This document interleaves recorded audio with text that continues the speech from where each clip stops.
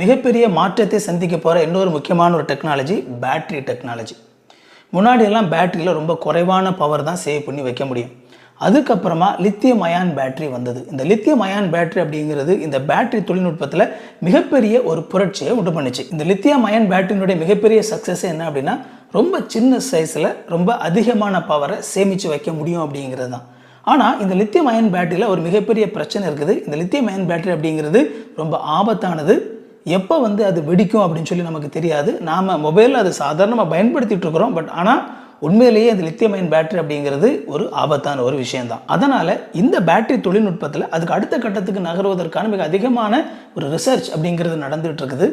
அந்த விதத்தில் அதற்கு அடுத்த கட்ட பேட்டரி தொழில்நுட்பம் அப்படிங்கிறது கொஞ்சம் கொஞ்சமாக ரெடி ஆகிட்டு இருக்குது. 2024 கடைசியில் அல்லது 2025 தொடக்கத்தில் நம்மளால் இந்த புதிய பேட்டரி தொழில்நுட்பத்தை எதிர்பார்க்க முடியும். இந்த பேட்டரி தொழில்நுட்பம் வரும் பொழுது இது முதலாவது இந்த லித்தியம் அயான் பேட்டரியில் இருக்கக்கூடிய அந்த ஆபத்தை, அந்த ஃபேக்டரை கம்ப்ளீட்டாக நீக்குது. அதுக்கப்புறமா இப்போ இருக்கிறத விட கிட்டத்தட்ட டபுள் மடங்கு அதிகமான பவரை நம்மளால் அந்த பேட்டரியில் சேமித்து வைக்க முடியும். ஏற்கனவே பேட்டரி பைக், பேட்டரி கார் இது எல்லாமே நமக்கு ஃபீல்டில் பார்த்துட்டு இருக்கிற இந்த சூழ்நிலையில் இந்த பேட்டரி வரும்பொழுது அதனுடைய ஓடக்கூடிய அந்த திறன் நமக்கு இப்போ 300 கிலோமீட்டர் உங்களுக்கு ஃபுல் சார்ஜில் போகுது அப்படின்னா, அதே சைஸ் பேட்டரி மூலமாக புதிய தொழில்நுட்பத்தில் உங்களால் 600 கிலோமீட்டருக்கு போக முடியும். அது நம்ம இந்த பேட்டரி பைக் அண்ட் காரில் ரொம்ப தூரத்துக்கு பயணிக்க முடியும் அப்படிங்கிற ஒரு உறுதித்தன்மையை நமக்கு உருவாக்கும். அது மட்டும் இல்லாமல் இது பல இடங்களில் நம்ம இந்த பேட்டரியை சார்ஜ் பண்ணுறதுக்கான ஸ்டேஷன்ஸ் தேவைப்படும். அப்படிங்கிறனால அது புதுவிதமான ஒரு பிஸ்னஸ் வாய்ப்பையும் மக்களுக்கு வழங்க போகுது.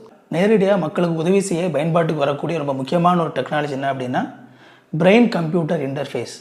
அதாவது மூளை சார்ந்த பலவிதமான நோய்கள் இருக்குது. மூளை சரியாக செயல்படாமல் இருக்கிறனால மக்களுக்கு வரக்கூடிய பலவிதமான அசௌகரியங்கள் இருக்குது. அந்த மாதிரியான விஷயங்களை மாற்றுறதுக்காக நாம் வெளியே இருந்து எலக்ட்ரானிக் சிக்னல்ஸை இந்த மூளைக்குள்ளே வழங்குறதன் மூலமாக அதை சரி பண்ண முடியுமா அப்படிங்கிற மிகப்பெரிய ரிசர்ச் நடந்துகிட்டு இருக்குது. அதுக்கான அடிப்படை காரணம் என்ன அப்படின்னா, நம்முடைய மூளையில் இந்த நியூரான்ஸ் அப்படிங்கிற அந்த கனெக்ஷன்ஸ்குள்ளே எல்லாமே சின்ன அளவில் இந்த சின்ன அளவு எலக்ட்ரிசிட்டி அதில் பாஸ் ஆகிறனால தான் அதில் பல விஷயங்கள் நடக்குது அப்படிங்கிறத கண்டுபிடிச்சிருக்கிறாங்க. ஒரு விதமான இந்த எலக்ட்ரிக் சிக்னல்ஸ் மூலமாக தான் உடம்பு ஃபுல்லாக மூளை சிக்னல்ஸ் அனுப்புது அப்படிங்கிற மாதிரியும் கண்டுபிடிச்சிருக்கிறாங்க. ஸோ இந்த நிலையில் ஒரு சில மூளையிலேருந்து அந்த மாதிரி சரியாக சிக்னல் அனுப்ப முடியாத நிலையில் அதை நம்ம வெளியே இருந்து ஸ்டிமுலேட் பண்ணி அந்த சிக்னல்ஸை நாம் அனுப்ப முடியுமா அப்படிங்கிற ரிசர்ச் நடந்துகிட்டு இருக்குது. இந்த தொழில்நுட்பம் டெஸ்டிங் முடிஞ்சு மக்களுடைய பயன்பாட்டுக்கு கிட்டத்தட்ட வரக்கூடிய சூழ்நிலை இருக்குது. 2024 பலவிதமான மக்களுக்கு இதை மூளையில் பதிக்கிறத நம்மளால் பார்க்க முடியும். ஆனால் அதே நேரத்தில் அவங்க சொல்கிற மாதிரி அந்த அளவுக்கு அந்த டிவைசஸ் எல்லாமே மக்களுக்கு இந்த மூளை சார்ந்த வியாதிகளை குணமாக்குமா அப்படிங்கிறத நாம் பொறுத்திருந்து தான் பார்க்கணும். அண்ட் இந்த வீடியோ பிடிச்சிருந்து அப்படின்னா இந்த வீடியோ லைக் பண்ணுங்கள். இதே மாதிரி இன்னும் நிறைய யூஸ்ஃபுல்லான வீடியோஸ் நம்ம சேனல் இருக்குது, போய் பாருங்கள். நம்ம சேனல் மெம்பர்ஷிப் ஓப்பனாக இருக்குது. அதனுடைய பேர் தமிழ் குடும்பம்.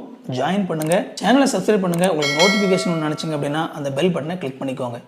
இன்னொரு யூஸ்ஃபுல்லான வீடியோவில் சந்திப்போம் friends. Thank you. God bless you.